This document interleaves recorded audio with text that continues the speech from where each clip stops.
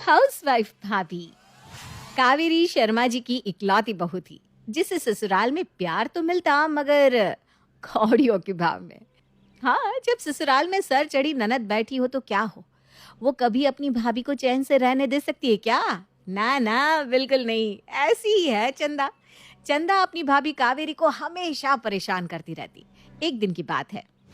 भाभी जल्दी टिफिन तैयार करो ना यार, ऑफिस के लिए देर हो रही है। दीदी बस 15 मिनट और लगेंगे। आधे घंटे से 15 मिनट 15 मिनट कर रही हो, अभी तक हुए नहीं है आपके 15 मिनट। दीदी भाभी अब ना और कोई एक्सक्यूज मत बनाना, सारा दिन तो घर में बैठी रहती हूँ, थोड़ा जल्दी हाथ चला लोगी तो क्या हो जाएगा।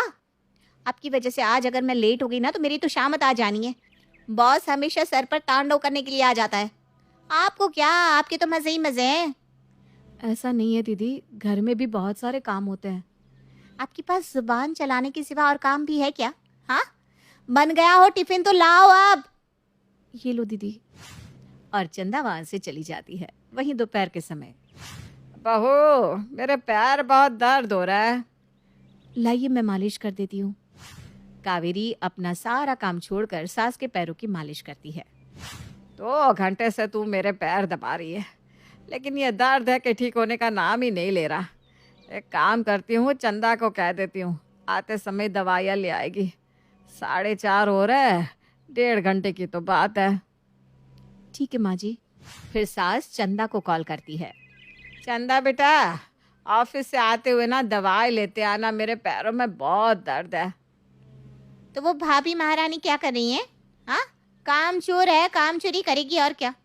आती हूँ माँ दवाई लेके, अभी काम कर रही है ऑफिस में। ठीक है बेटा। बहू अब तो जा, घर का सारा काम निपटा ले। जी माँ जी। जिसके बाद कावेरी किचन में जाके घर का सारा काम निपटा कर हॉल में आती है, जहाँ सास बैठकर टीवी देख रही थी। आजा बैठ, टीवी देख ले, थोड़ा सा रेस्ट कर। सुबह से लगी हुई है, थक गई होगी। नहीं नहीं माँ जी, मैं ठीक हूँ। मैं भी कभी बहू थी, मैं भी ऐसा ही कहा करती थी कि मैं ठीक हूँ, मैं ठीक हूँ, लेकिन मेरा हाल मैं ही जानती थी। अभी कावेरी सास के साथ टीवी देखने बैठी ही थी कि आ जाती है ननद रानी घर पर और भाभी को आराम से टीवी देखता देखकर चिढ़ जाती है। वाह भाभी वाह, ये सही है। माँ मेरी दर्द से मर जाए, लेकिन आपका क्या है, आप तो आराम से टीवी देखेंगी। और मेरी माँ भी तुमसे ना बोलकर मुझे ऑफिस में कॉल करके दवाई लाने को कह रही है। तुम्हें तो आराम से ही फुर्सत नहीं है ना, ये नहीं कि माँ के पैर दबा दूँ या माँ के लिए दवाई ही ला कर दे दूँ। अरे पर बेटा। माँ, अब आप भाभी की साइड ना ही लो तो अच्छा है। अब भले ही इनको बेटी मानो, ये थोड़ी ना माँ मानने वाली है आपको। लो दवाई खा लो आप। मैं पानी लाती हूँ।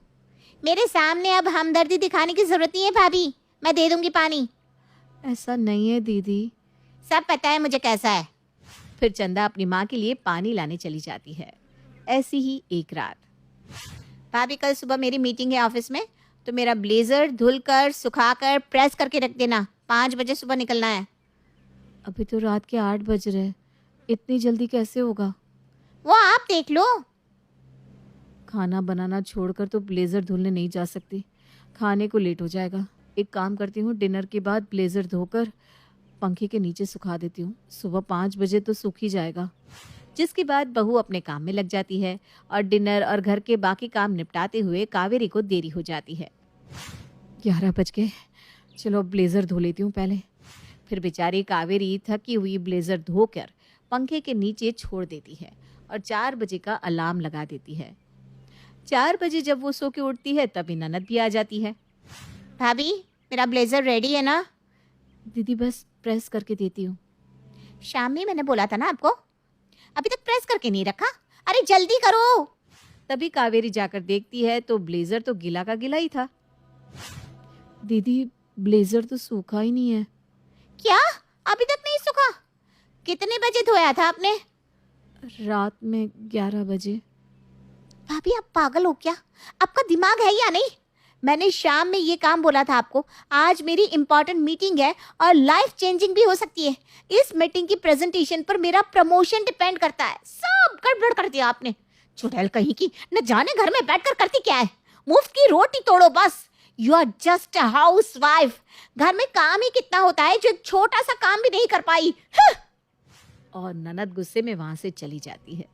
कावेरी रोते हुए अपने कमरे में आती है। तभी कावेरी के रोने की सिसकियों की आवाज से राजीव की आंख खुल जाती है।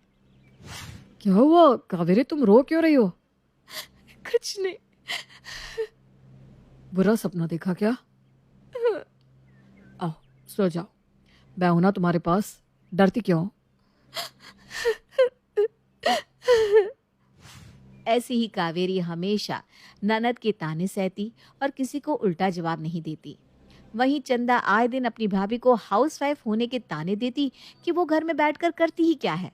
ऐसे ही एक दिन सभी घर वाले एक शादी में गए थे। तभी एक रिश्तेदार सास के पास आकर कहती है, अरे भाभी जी, ये आपकी बहू है? हाँ जी, ये मेरी बहू है कावेरी। नमस्ते आंटी जी। नमस्ते बेटा, बड़ी प्यारी बहू है आपकी, संस्कार है बच्ची में। तभी ननद बीच में ही कूद पड़ती है। संस्कार का क्या ही करेंगे आंटी जी, जब इंसान बस घर में ही मुफ्त की रोटियां तोड़े हैं, जिससे घर के ही काम से फुर्सत ना मिले, अपनों की केयर ही ना कर पाए, बस हाउस वाइफ होने का फायदा उठाए और आराम फरमाए। सही कहा बेटा, ये इतनी प्यारी बच्ची ऐसा करती है। बहू, अपनी ननद से कुछ सीखो जरा। और रागिनी वहां से चली जाती है। कावेरी और सास को चंदा की बातें बहुत बुरी लगती है, लेकिन वो कुछ नहीं कहती। कुछ दिनों बाद मैं सोच रहा हूँ कि अब चंदा की शादी करा दे। क्या ख्याल है आपका भाग्यवान?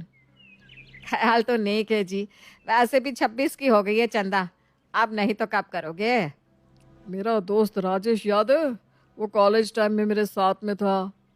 हाँ जी, राजेश भाई साहब को कैसे भूल सकती हूँ। एक वही तो है जिन्होंने हमें मिलाने के लिए काफ़ी एफर्ट्स किए थे। उसी का बेटा है मंजित, बहुत प्यारा लड़का है, और घर के बारे में तो तुम्हें पता ही है। अरे हमसे 4 गुना अमीर है, बहुत ख्याल रखेंगे हमारी बेटी का। तो फिर मैं राजेश से रिश्ते के लिए हाँ कह देता हूँ। वो तो कब से मुझे पूछ रहा था, मैं ही संकोच में था। अब देर ना लगाओ, अच्छे रिश्ते और अच्छे लड़के जल्दी हाथ से निकल जाते हैं। आज ही बात करता हूँ उससे। जिसके बाद श्यामलाल जी अपने पुराने दोस्त राजेश को कॉल करते हैं और रिश्ता पक्का कर देते हैं। वहीं चंदा भी अमीर ससुराल पाके इतरा रही थी। कुछ ही दिनों में चंदा और मंजित की शादी बड़े ही धूमधाम से होती है और दोनों परिवार बहुत खुश होते हैं। विदाई के समय, भाई श्यामलाल, अब जल्दी से विदाई करवा दे, मैं अपनी बहू को घर ले जाऊं। हाँ, बस थोड़ा टाइम। क्या हुआ, विदाई लेट क्यों हो रही है? अब बहू पता नहीं कहाँ रह गई है, उसके लिए ही रुकी हूँ। मेरी शादी के दिन भी पता नहीं कहाँ बिजी है ये। हाउस वाइफ ही तो है, कौन सा वर्किंग है कि अर्जेंट मेल करना है। बस महारानी आराम कर रही होगी कहीं, इसलिए दिखाई नहीं दे रही। क्या हुआ बेटा, क्या बड़बड़ा रही है? अब आपकी निठल्ली बहू मेरी विदाई में देरी लगाएगी तो गुस्सा तो आएगा ना माँ। तेरे ससुराल वाले भी है यहाँ पर, आज तो गुस्सा मत कर बेटा। ठीक है, लो आ गई आपकी महारानी। अरे कहाँ रह गई थी बहू, विदाई में देर हो रही है। माँ जी, अंदर जो सामान बिखरे हैं ना, उसे समेट रही थी। अरे पहले विदाई हो जाए, फिर हो जाएगा ना सामान समेटना भी। बस बहाने बनाती रहेगी महारानी। जिसके बाद सभी घर वाले चंदा की विदाई करते हैं और चंदा अपने ससुराल चली जाती है। ससुराल में सभी चंदा का स्वागत बहुत अच्छे से करते हैं और शादी के कुछ हफ्ते बहुत अच्छे से बीतते हैं। जिसके बाद एक दिन चंदा सुबह सुबह रेडी होकर घर से निकलने लगती है। तभी, बेबी कहाँ जा रही हो? ऑफिस। ऑफिस क्यों? तुमने जॉब छोड़ी नहीं क्या अभी तक? नहीं, मैंने शादी के लिए लीव ले ली थी। नाउ काम तो करना होगा ना। मैं हूं ना काम करने के लिए, और 50,000 की नौकरी क्यों करनी है तुम्हें? इट्स 50,000, बात होता है इतना। तुम कहीं नहीं जा रही, घर में बैठो। बस मैं अपनी बीवी से काम नहीं करवाना चाहता। दुनिया बोलेगी बीवी की कमाई खाता है, वैसे भी मैं महीने में लाख कमाता हूँ, तो तुम्हारे जॉब करने की कोई ज़रूरत ही नहीं है। लेकिन वेकिन कुछ नहीं, जाओ जाके मेरे लिए खाना बनाओ, और हाँ, टेस्ट में बेस्ट होना चाहिए खाना। चंदा किचन में जाके सोचने लगती है, ये क्या, मुझे तो खाना बनाना आता ही नहीं है। फिर भी चंदा जैसे तैसे मंजित के लिए खाना बनाती है। थू, ये क्या कोई खाना है? तुम्हें खाना बनाना भी नहीं आता क्या? नहीं तो। धत, चल मैं कुकिंग क्लास लगवा देता हूँ। मैं चाहता हूँ कि मेरी बीवी बेस्ट हाउसवाइफ बने। बेचारी चंदा सर पर हाथ रख लेती है।